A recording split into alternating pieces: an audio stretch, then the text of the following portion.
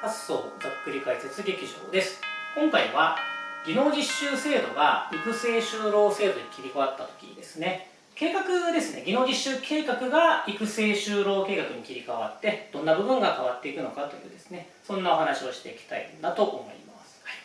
で、技能実習制度の5年間の流れについては別の動画である程度お話ししていきますので、ここはちょっとですね省略しまして先に書いておきましたけれども、5年間でですね、1号、2号、3号、3段階ですよというお話ですよね。で、各段階、実はですね、計画をしっかり作って認定を受けないと実習ができないという仕組みになっています。ですから、1号を始める前ですよね、しっかりと技能実習計画を作って、プランの P ですね。で、それを申請するんですね。こういう計画を作りましたよと。作業はこういうことで担当してもらって、こういうレベルまで育てますよと。で、誰が教えるかとか、この前お話しした技能実習指導員とかですよね、しっかりと書いて。で、報酬いくら払いますよとか、給料ですよね。で、どういうところに寝泊まりしてもらうんですよとか、そういったところを全て書いて申請をして、認定を受けると実際に実習ができますよと。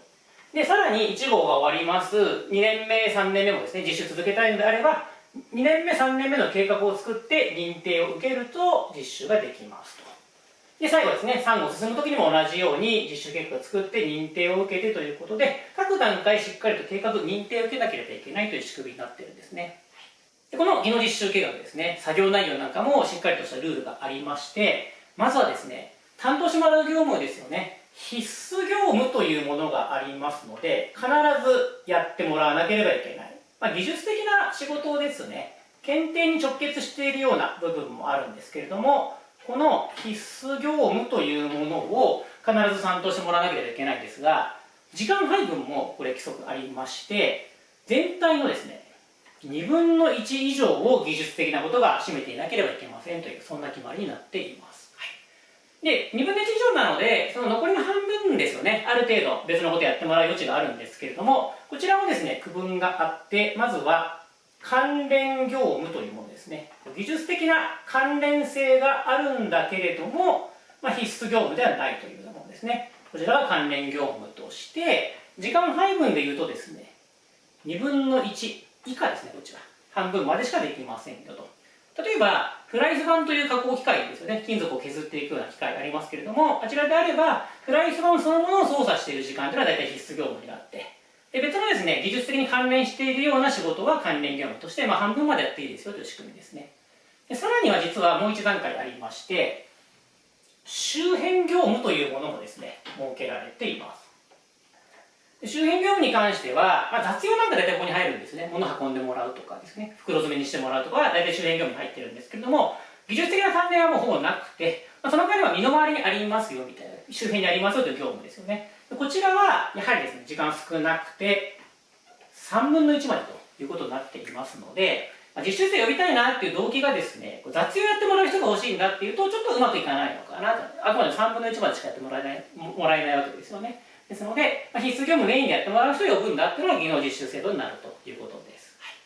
で、他にはですね、安全衛生業務というのもありまして、これもちょっと書いておきますけれども、安全衛生なので、仕事中に怪我しないようにですよね。あとは仕事由来の病気にならないようにっていうのもあると思うんですが、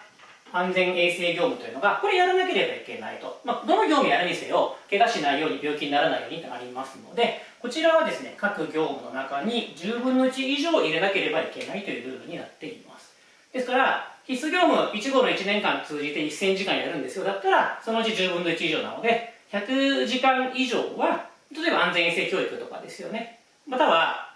各種点検とかですね、そういった業務の時間にやってなければいけないという決まりになっています。で、ここまでが現行の技能実習計画のお話です。で、これが育成就労制度に切り替わるとどうなるのかということで、2027年の4月からですよね、育成就労になりますけれども、まずですね、大きく変わるのが、これまで各段階検定ではなくて、計画作らなければいけませんよというお話だったんですが、1号とか2号なくなりますので、で、3号なくなって3年間ですよね。ですから、育成就労計画は3年間の計画を作って認定を受けるという仕組みになります。で、さらに、必須業務等の扱いも変わってきまして、必須業業務はですね、これ症例案の段階なので、この後変わっていく可能性がなくはないんですけれども、一応お話ししておくと、必須業務がですね、こちらが3分の1以上という扱いになりますね。はい、少し基準が下がるようなイメージです。で、関連業務、周辺業務という言葉が症例案出てこないので、こちらはですね、こういった区別がなくなるんじゃないかなという予想ですね。はい、で、安全衛生業務は、これはやっぱりなければならないものなので、引き続き育成就労においても10分の1以上は入れなければいけないということで、やっぱり仕事を覚えてもらうときですよね、安全衛生教育なんか必ず必要になりますし、または毎日のお掃除なんかも含めてですよね、整整頓、清掃、清潔というのがありますので、4S とかなんかも安全衛生入りますので、これは10分の1ぐらいやってもらうことになるんじゃないかなと思います。で、これが変更点なんですけれども、ここから先はですね、ちょっと私の想像みたいなものが入ってくるんですけれども、結構ですね、方向性としては柔軟化していってるんじゃないかなっていうのがあるんですよね。これまではやっぱり必須業務半分以上やらなければいけませんよと。なおかつ、各段階でですよね、例えば1年間の中の半分以上が必須業務ですよということになっていたので、結構ですね、裁量の余地が少ないっていうんですかね、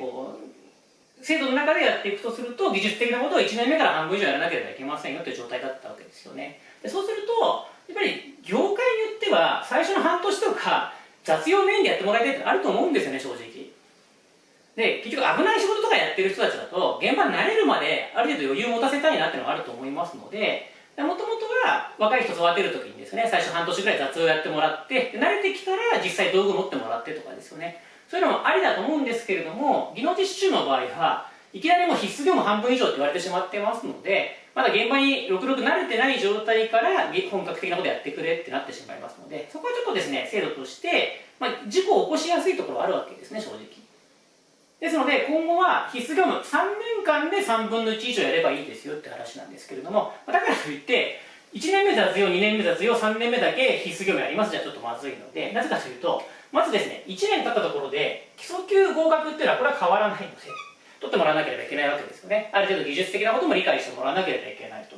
で、3年間で3級というのは、これ取らないと特定技能進めませんので、これも必須になってきますので、このあたりはですね、クリアしつつ、である程度、先ほどお話ししたような柔軟化っていうんですかね、幅広い業務、必須業務だけじゃなくて、雑用みたいなことをちょっと中心にやってもらいつつですよね。1年目は基礎級クリアできるレベルまで育てて、その後本格的に技術的なことをですね、担当してもらうなんていう、そんな計画もですね、作れるようになるんじゃないかなというお話ですね。はい。ということで、今回はですね、技能実習計画、育成就労計画に切り替わるわけですけれども、計画自体どんなふうに変わっていくのかというお話をさせていただきました。はい。ということで、今回のお話ですね、参考になったなというのがありましたら、ぜひ高評価ボタンを押していただきたいのと、あとはですね、チャンネル登録もまだの方いらっしゃいましたら、ぜひ登録していただければと思います。はい。では、今回も最後までご覧くださいまして、誠にありがとうございました。